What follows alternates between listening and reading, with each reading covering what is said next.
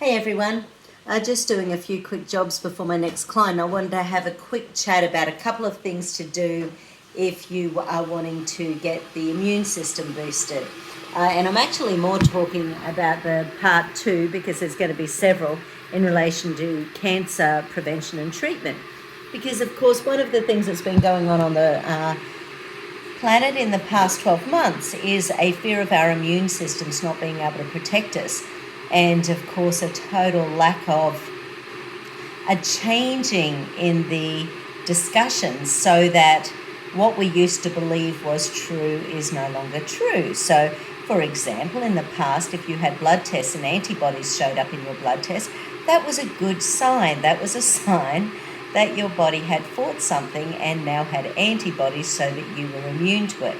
This is no longer the case. We're being told all sorts of things in relation to antibodies may not last. And the World Health Organization has also changed the definition of herd immunity, and our definition of the ACCIME has also changed.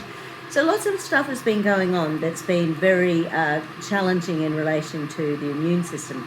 But my three biggest things in relation to cancer, obviously every cancer has different nutrition and needs, and because different organs of the body require different things.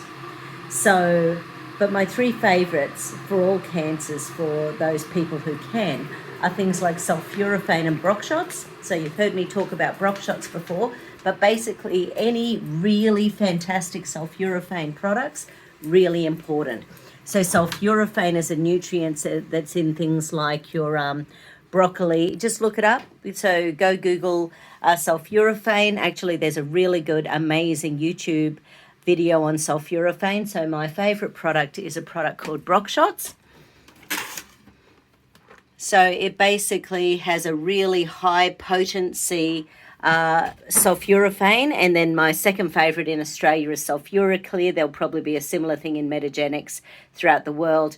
And my third favourite, which was the original, so it was definitely the best for a long, long time, which was Enduracell, because one of the things about sulforaphane is that it oxidizes when it hits oxygen. So therefore, when you're making the products with sulforaphane, you've got to make sure that you actually get one that hasn't been damaged in the process. So, and I find the technology with these three products are amazing. So you can buy things like broccoli capsules and tablets, and they'll be heaps cheaper, but I don't think particularly you'll get the results. Now, the reason they're important is sulforaphane works on things like tumor necrosis. So there are genes that help us with tumor necrosis, so death of cells that are cancerous.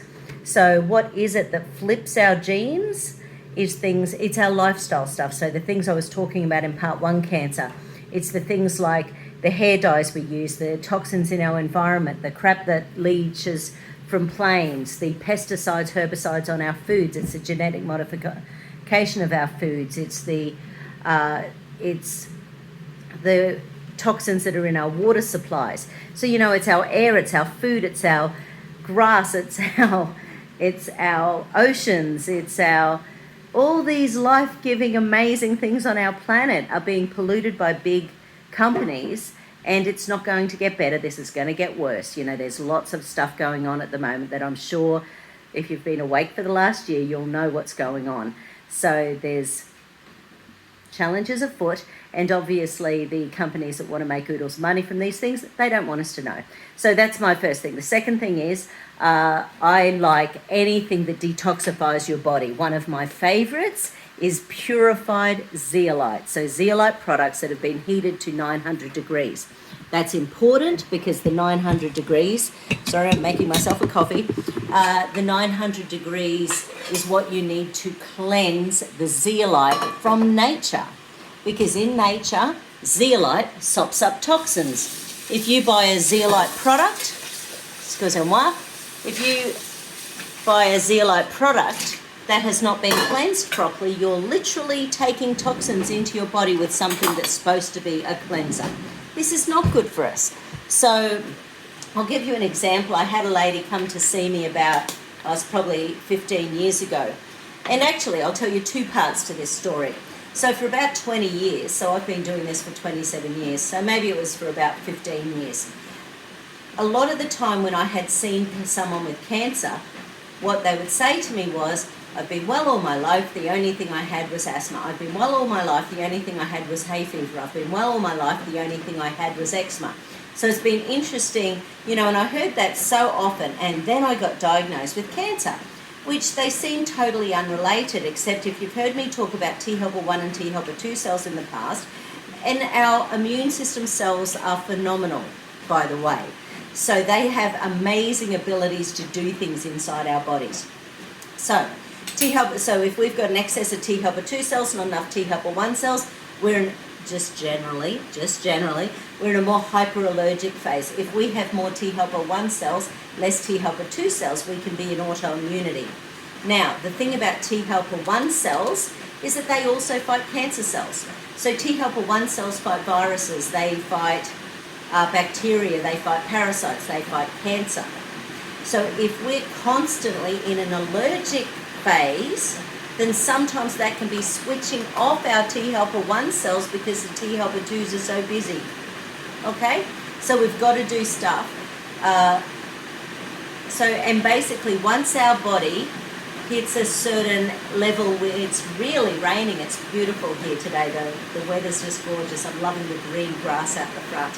So when we get to that spot where we've been running on T helper 2s for a long time and we haven't been paying attention to the cancer cells in the background, so I'm not sure whether that can flip our genes on, because we know that at some stage our tumour necrosing genes can be switched off and our inflammatory genes can be switched on, because there's like about 200 genes that are anti-cancer and pro-inflammatory, or anti-inflammatory and anti-cancer.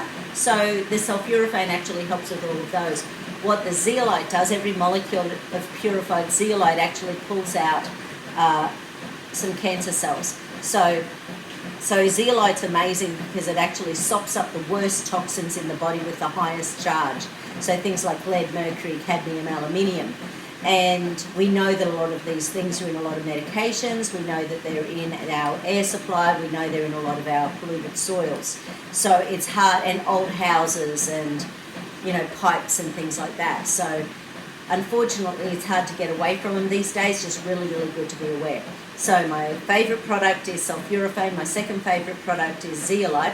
And then, depending on where we are in the body, depends what the third one is, except I would say that probiotics are really important. We've got to get that gut right. 90% of immunity is in the gut. So if the gut is playing up, and I'm telling you now, if you've got cancer, your gut's playing up because there's no way. So there are very specific ingredients within probiotics that can help to boost that gut immunity. And then it's all about T helper 3 and T helper 7 regulation in the gut. So we don't want to be a pro-inflammatory human being. So they're just 3 things off the top of my head that are honestly my faves when it comes to cancers. I have lots of others. Like, for example, with breast cancer, iodine deficiency is massive.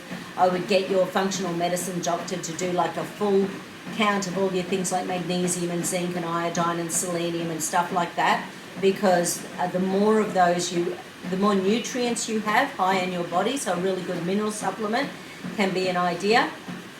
But detoxing is crucial, which is why the zeolite and sulforaphane, both of them are detox agents.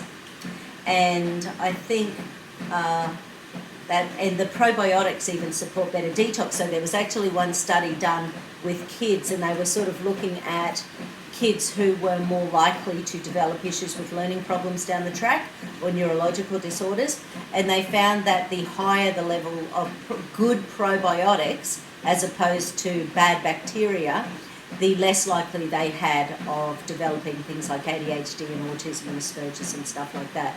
So diet is crucial, exercise is crucial, maintaining an even body weight is crucial. You would know that basically maintaining weight reduces your risk of just about everything. So I think in this year, I'd love to know how much weight people have put on over COVID, because it's just been such a traumatic, stressful year for so many, and how many people have triggered the development of cancer because of that. I'm just horrified at the comorbidities going on because of this health crisis on the planet right now. We won't know for years to come because there's so many challenges from the bigwigs out there. But anyway, so that's my 3 things for cancer. There will be more. Take care. Part 2. See you later.